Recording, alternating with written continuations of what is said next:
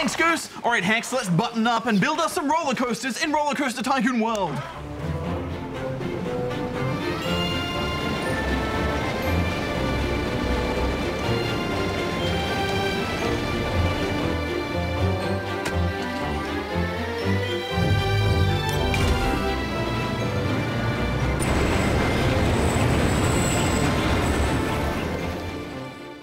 The RollerCoaster Tycoon games are business management sims where you're put in charge of building and running your very own theme park.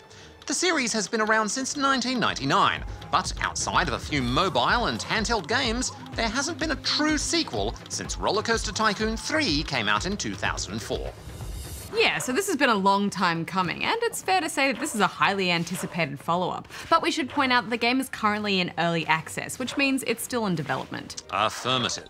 And it's had quite a rocky development period too, switching between 3 different developers and suffering multiple delays. And now, after missing its latest release date, the developer decided to release an in-progress version rather than delay it again. Yeah, so it's worth noting that any problems or issues that we talk about might just be being worked on as we speak. At the moment, 3 main game modes are included: Campaign, Sandbox, and Scenarios. Campaign mode puts you in charge of building your own park from scratch. Scenarios put you into pre-built parks and force you to meet specific goals, while Sandbox mode lets you mess around and build whatever you want with infinite money.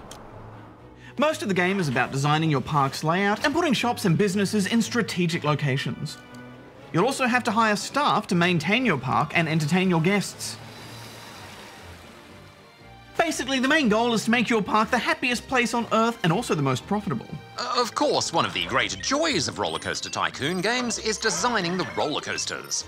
And one of the main new features is a sort of dynamic roller coaster construction mode, where you can quickly draw out large bits of track. Yeah, I found it was a bit fiddly at first, but once I got used to using keyboard shortcuts to switch between construction options, it actually did let me make pretty epic coasters nice and quick. There are also pre-built bits of track and special sections you can use if you'd rather build your coaster piece by piece. I do like how there is an art to building the perfect coaster. We have to balance things like how nauseating, exciting, or intense they are. Different people, known as peeps, enjoy different experiences. Oh, affirmative. Bigger, faster, and crazier isn't always such a good thing, unless you want your park to be full of puke. One thing I found strangely hard to do was to simply build paths the way I liked. Often they would force themselves into building at strange angles, or worse, wouldn't let me build them at all for no discernible reason. Also, I didn't like how you can't simply place shops and buildings directly next to a path. You had to build little paths to connect them.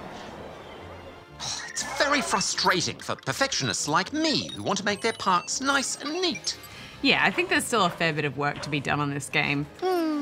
Because there's quite a few annoying things like that. Once, everyone in my park suddenly disappeared, for example. And it runs pretty poorly on even quite powerful computers. Yes, well, I hope they iron out some of those rough edges soon, because there's some pretty stiff coaster building competition coming with the likes of Parkitect and Planet Coaster.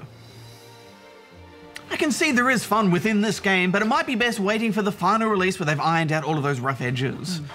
Darren, I have to say I'm impressed. This whole time, no robospew? Oh, not all motion games make me robospew, Hex. It really takes the perfect set of parameters.